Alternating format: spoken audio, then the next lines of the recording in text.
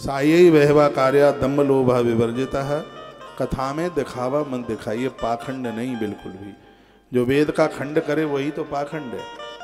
तो हम भारतीय सनातनीय मर्यादाओं का पालन करते हुए और बिल्कुल भोले सीधे छोटे बन करके इस अनुष्ठान को पूरा करें। इसमें दिखावा नहीं कि हमारा नाम हो जाए, लोग हमारी वाह वाह करें, ऐसा बिल्कुल भी नहीं। इसमें चतुरता नहीं, इसमें चालाकी मत दिखाइए। धन खर्च होता है तो यह भगवान की कृपा मानिए, गुरुजनों की कृपा मानिए, और यह उनके बिना नहीं हो सकता। देवी भक्त जितने भी हैं वो सज्जनों की सहायता करें। भूखे लोग हैं, गरीब लोग हैं, उनकी वो सहायता करें। गरीबों से कभी कुछ ले नहीं, चाहे आप मास्टर हैं, चाहे आप डॉक्टर हैं, चाहे आप कोई भी हैं, गरीबों से तो कुछ लेना नहीं है। आपकी बसें गाड़ियां भी चलती हैं, गरीबों के लिए किराया माफ। देवी भागवत का अध्याय नंबर, श्रीमद् देवी भागवत के महात्म्य का अध्याय नंबर 5 है। और वहीं से मैं यह आपको निवेदन कर रहा हूँ, इससे प्रकृति अति प्रसन्न होती है। प्रकृति में ऐसी कौन सी चीज़ है जहाँ पर माँ विराजित नहीं है। कितना सुंदर वर्णन है। जल में जो प्यास बुझाने की जो शक्ति है वो माँ जगदम्बा है। अग्नि में जो प्रकाश है, दाहकता है, वो माँ जगदम्बा है। सूर्य में जो प्रकाश है वो माँ जगदम्बा है। इसमें तो लिखा है फूल में जो खुशबू है, सुगंधी है, वो माँ भगवती जगदम्बा है। धरती में जो क्षमा है वो माँ जगदम्बा है। ऐसी धरती की इस लोक से ऊपर के लोक तक की कोई ऐसी जगह नहीं है जहाँ माँ की शक्ति ना हो। इसलिए माँ के बिना तो कोई रह ही नहीं सकता। तो कितनी सुंदर बात कही। सहाया वहवा कार्या दम्भ लोभ विवर्जिता। आप कोई अनुष्ठान श्रीमद् देवी भागवत का करा रहे हैं तो इसमें उधार हो जाइए। लोग खूब आपके यहाँ से भोजन करके जाए, उनको रहने के लिए आवास मिले, जगह मिले, उन्हें अपने भाग्य की सराहना करना। पैसा तो जिंदगी भर कमाया जाता है, धन कमाने के लिए तो पूरा जीवन होता है, लेकिन पुरखे भी तर जाते हैं और ऐसा माहौल नहीं मिलता। भगवान की कोई कथा, भगवान का आयोजन, अनुष्ठान, एक दिन की सत्यनारायण की कथा होती है, कितना आनंद हो जाता है। ये 9 दिन का अनुष्ठान यदि कहीं हो रहा है तो यहाँ भगवान व्यास लिखते हैं, भगवान व्यास कहते हैं बेटे के विवाह में जितनी खुशी है उससे ज़्यादा प्रसन्नता होनी चाहिए। उदार होकर उसके ऊपर धन का विनिमय करे, यानी धन को खर्च करे। धन होता ही इसलिए, धन क्यों होता है? धन की 3 गति बताई। क्या है 3 गति धन की? पहली गति है कि घर के खर्चों को पूरा कर लीजिए। घर की जिम्मेवारियां हैं, बच्चे हैं, पढ़ाई लिखाई में, रहने के लिए एक छत भी होनी चाहिए, अपना मकान हो, पैसा कमा, खूब परिश्रम करो, पुरुषार्थ करो।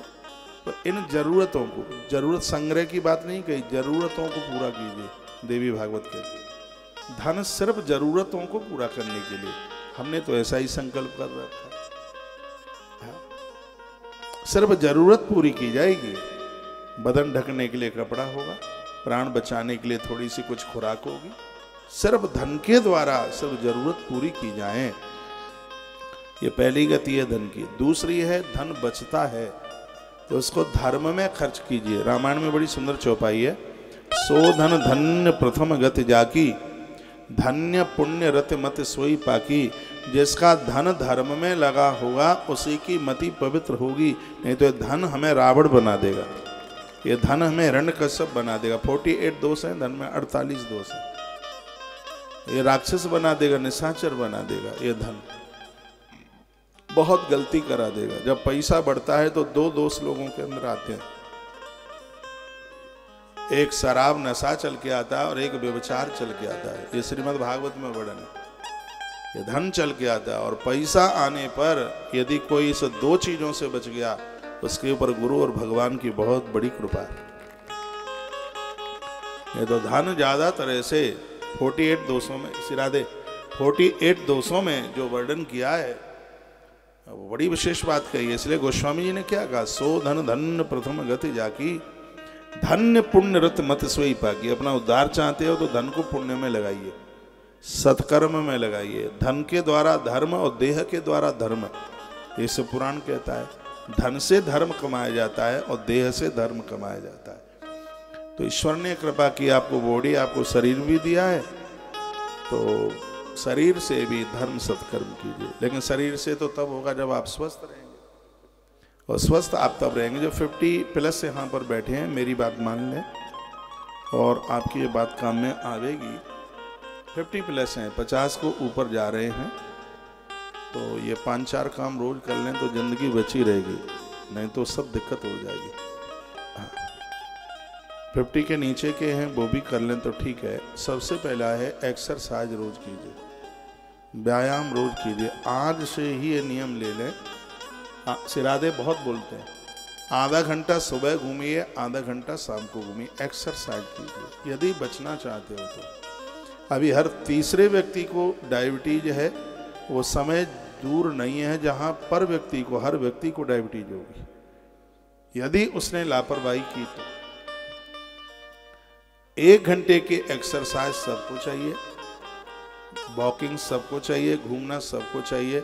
आधा घंटा सुबह घूमिए और आधा घंटा शाम को घूमिए, ये बहुत ज़्यादा जरूरी है। दूसरी बात मैं निवेदन कर रहा हूं कि दिन में मत सोइए। यदि आप जिंदगी की लंबी पारी खेलना चाहते हैं, जीना चाहते हैं, और डायबिटीज के मरीज के लिए तो अभिशाप है, श्राप है दिन में सोना। मैं आयुर्वेद की किताबें पढ़ता हूँ, इस समय मैं सुश्रुत संहिता पढ़ रहा हूँ और बहुत बारीकी से पढ़ रहा हूँ। इसलिए मैं आपको निवेदन कर रहा हूँ, रात्रि में ही अपनी नींद को पूरा कीजिएगा। जिस प्रकार से बेसमय बेमौसम के फल नुकसान करते हैं, बिना समय की सब्जियां नुकसान करती हैं, बिना समय की दालें नुकसान करती हैं, उसी प्रकार से दिन का सोना भी स्वास्थ्य के लिए बहुत ज़्यादा हार्मफुल, हानिकारक है। दिन में बिल्कुल सोना नहीं है। तीसरी बात है कि अपने खान पान का विशेष ध्यान रखिएगा। खट्टी डकार न आवे, उबासी न आवे। कथा में, जप में भी वैसे भी उबासी आती है तो व्रत खंडित हो जाता है। उतना सा लीजिए जितने से आपका काम चलता है, और ये अपनी डाइट में देखिए कि आपको क्या खाना है। पशु पंछी जानवर भी जानते हैं हमें क्या खाना है, हमें क्या नहीं खाना, लेकिन इन मनुष्यों को नहीं पता है। इनको पता नहीं है हमें क्या खाना है, हमें क्या नहीं खाना। इसलिए अपने आहार को बिल्कुल ठीक कीजिए। और जो 50 प्लस हैं, रात्रि का भोजन छोड़ दें। बढ़िया सा जीवन जी लेंगे, लंबा सा जीवन जी लेंगे और स्वस्थ जीवन जी लेंगे। रात्रि का भोजन बंद कर दें आज से ही। हल्का फुल्का दलिया ले लें। डायबिटीज के मरीज को समा का चावल वरदान है। सामक जानते हैं? समा का चावल, सामक ने जो फलाहार में चलता है वो चावल उसके लिए बहुत वरदान में है, ये उसको लें। भिंडी की सब्जी उसके लिए रात में नहीं, दिन में सुबह ले लें। तो मैं डायबिटीज की बात कर रहा हूँ इसलिए क्योंकि मरीज डायबिटीज का ही ज़्यादा है। पत्ता गोभी उसके स्वास्थ्य के लिए बहुत लाभदायक है, बहुत ही ज़्यादा। यदि कहीं मिल जाए तो सरसों की सब्जी भी उसके लिए बड़ी फायदेमंद है। उसके लिए जो ठीक नहीं है वो आप सुन लें। नियमित लौकी ना खाए, नियमित ना खाए, उसमें गैप हो। लौकी स्वास्थ्य के लिए वेट लॉस करती है, बहुत फायदा करती है, लेकिन वो एक नियमित आप महीनों लग करके उसको ले रहे हैं, बिल्कुल भी नहीं। उसमें थोड़ा सा गैप। लौकी बहुत फायदा है, लेकिन यदि इसको नियमित लिया जावे तो ऐसा ये विभाग मेडिकल ये बोलता है कि उसको नियमित लेना, उसमें बीच में थोड़ा सा गैप होना चाहिए।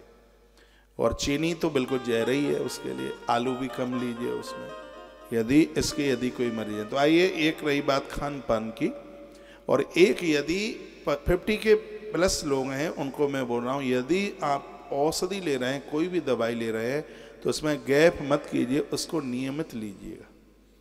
हर 6 महीने में अपनी जांच कराइए। पता नहीं कब कौन सी बीमारी पसर जाए, कहा नहीं जा सकता। और एक बहुत आनंद की बात मैं कह रहा हूं, और आप बात मान लें तो आप बहुत स्वस्थ रहेंगे।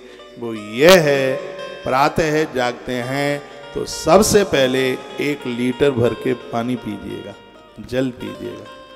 ये 5 चीजें हैं आपके स्वास्थ्य को बहुत अद्भुत कर देंगे। रात्रि को पानी गर्म करके तांबे के पात्र में रखिए, सुबह उसको कुनकुना करके फिर उसको पी लीजिए। इससे आपके स्वास्थ्य के ऊपर बहुत ज़्यादा असर होगा। जिंदगी ऐसे ही निकलती हुई जा रही है, थोड़ा सा जीवन बचा है, इसको सजा करके, इसको ठीक से इसको संभाल करके भगवत चिंतन में, अच्छे कामों में ये लगा लिया जाए तो ज़्यादा ठीक है। बात चल रही थी धन की। सो धन धन्य प्रथम गति जाकी, धन्य पुण्य रति मति सोई पाकी। धन की पहली गति ही यही है। मति को ठीक रखना चाहते हो तो उसको धर्म में लगाइए। तो पहला घर की सिरादे, घर की व्यवस्थाओं को पूरा कीजिए। दूसरा है धर्म में लगाइए। यदि ये दो काम नहीं कर पाए तो तीसरा लुटेरे खा जाएंगे। जाने के बाद उसको रहने नहीं देंगे, सब खत्म कर देंगे। घर को वैश्याओं का अड्डा बना देंगे। दारूबाज इकट्ठे हो जाएंगे। इतनी मेहनत से धन कमाया गया है, सब का नाश कर देंगे। ये तो हमारी संस्कृति, ये हमारी नीति ऐसा बोलती है। पीछे के लिए छोड़ के जाओ ही मत के बच्चे पिंडदान करें। बच्चे क्यों करें? आप खुद जाइए ना गया जी, बच्चों के भरोसे क्यों रह रहे हो? खुद जाइए। जिंदे जी गया की यात्रा खुद करके आओ, पुष्कर स्वयं होके आओ। बच्चों के ऊपर क्यों छोड़ रहे हो? और कलयुग के बच्चे हैं, इनके द्वारा और आप अपनी उद्धार की बात करते हैं? नहीं। पिंडदान का तो अर्थ ही होता है, पिंड माने शरीर, दान माने समर्पित करना। जीते जी अपने आप को भगवान के समर्पित कर दो, इससे बड़ा पिंडदान ही नहीं है कोई। पीछे के लिए कुछ छोड़ के ही नहीं जाना है। पीछे के लिए बच्चों के ऊपर कर्जा भी छोड़ के मन जाओ, वो भी अपने हाथों से पूरा करके जाओ। जो भी धाम, तीर्थ, 4 धाम, जो भी कुछ करना है, लेना है, देना है, यज्ञ, पुण्य, तप, जो भी स्वाध्याय जो करना है, सब करते जाइएगा। और बहुए आवे उससे पहले कर लो। घर में बच्चों का विवाह हो, बहुए आए, सब उससे पहले कर लो। नहीं तो बहू कहेगी कि सास तो बहुत डुल्लो है, घूमती रहती है, बड़ा खुला हाथ है और खूब लुटाती रहती है। तो जब तक माल की आपकी है तो तब तक ये सब कर लीजिए। पीछे के लिए कुछ भी छोड़ने की जरूरत नहीं है।